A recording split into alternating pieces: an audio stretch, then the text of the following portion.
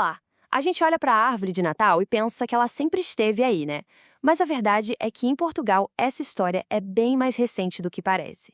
Hoje a gente vai fazer uma viagem no tempo para descobrir como esse símbolo tão famoso chegou por lá e se tornou parte da festa. Vamos nessa? Pois é, parece mentira, né? Portugal, um país com tradições tão antigas, e a árvore de Natal é praticamente uma recém-chegada. Por séculos, o grande protagonista do Natal português era outro, totalmente diferente. Fica a pergunta: qual símbolo reinava absoluto antes da árvore? Claro, o presépio. Ele sim tem raízes fundas na cultura religiosa portuguesa, sendo o centro de tudo por muito, muito tempo. Já a árvore, bem, ela só foi virar popular mesmo lá pela metade do século XX. Bem tarde, né? Para algo que hoje a gente não consegue nem imaginar um Natal sem. E aí fica a curiosidade, se ela chegou tão tarde, quem foi que trouxe essa novidade para Portugal? Então, para entender essa história, a gente precisa olhar para cima. Lá para o topo da sociedade da época, a corte real. Foi lá que tudo começou. E a chegada desse costume, que veio da Alemanha, tem um responsável bem claro, com o nome e sobrenome. Olha ele aí, Dom Fernando II, conhecido como o Rei Artista. Ele nasceu na Alemanha e se tornou rei consorte de Portugal quando casou com a rainha Dona Maria II. E o que ele trouxe na mala? Além de um gosto enorme por arte, ele trouxe uma coisa muito poderosa, a saudade. Saudade das tradições da infância dele. E foi justamente essa saudade que, sem querer, acabou plantando a sementinha de uma nova tradição em Portugal.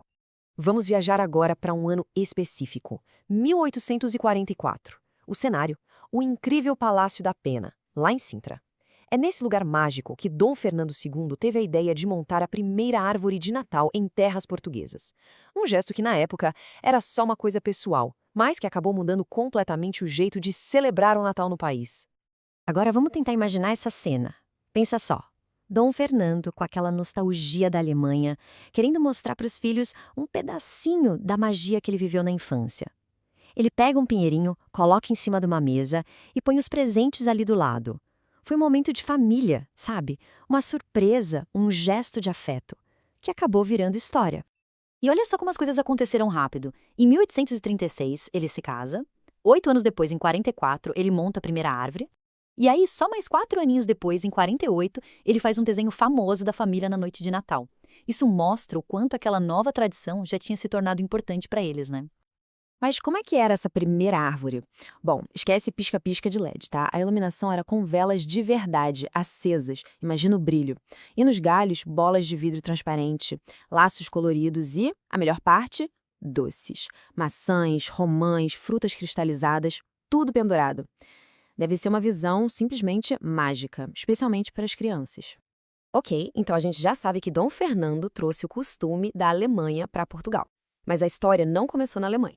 Para a gente achar raiz de verdade dessa tradição, a gente tem que cavar bem mais fundo, voltar muito, mas muito no tempo, para uma época de rituais bem antigos.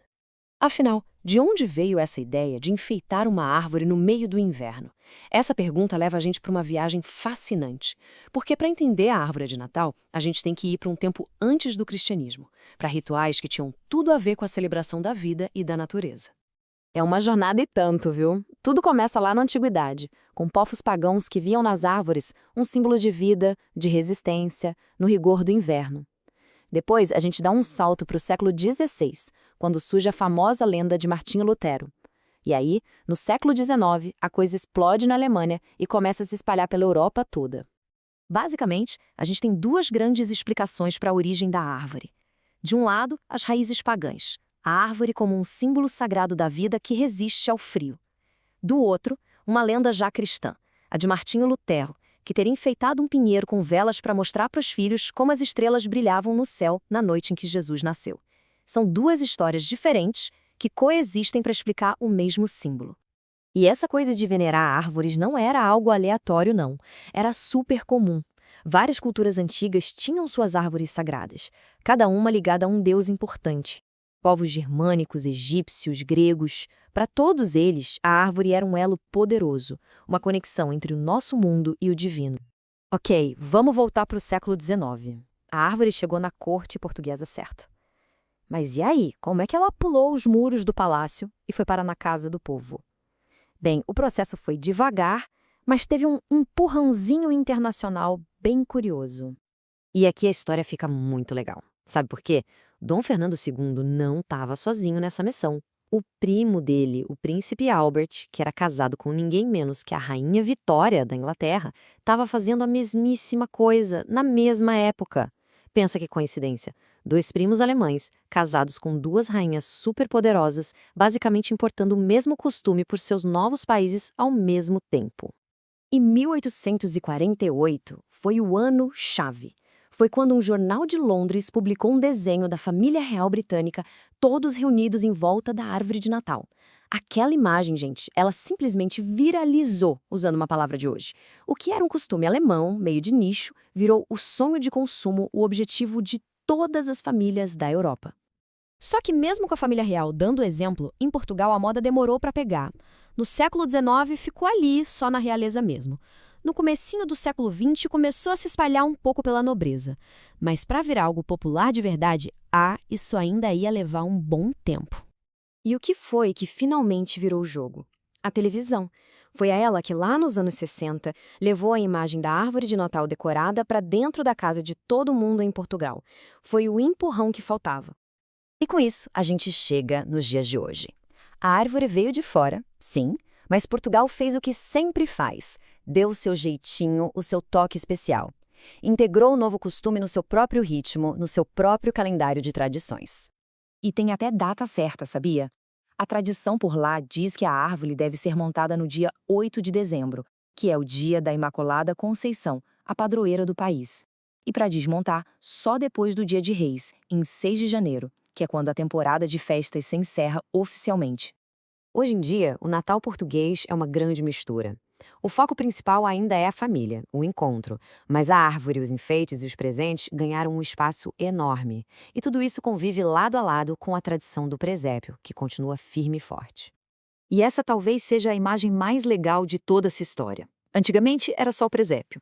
Hoje, a árvore está ali, do ladinho dele. Um símbolo de origem pagã e um símbolo religioso, eles não brigam, eles se completam.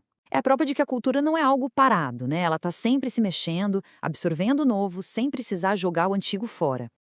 E a gente termina com essa reflexão. A história da árvore de Natal em Portugal mostra que, às vezes, o que a gente acha que é uma tradição de séculos, na verdade, pode ter uma origem bem mais recente e surpreendente. Fica a pergunta, né? Que outros costumes que a gente tem hoje em dia também guardam uma história incrível, só esperando para ser contada?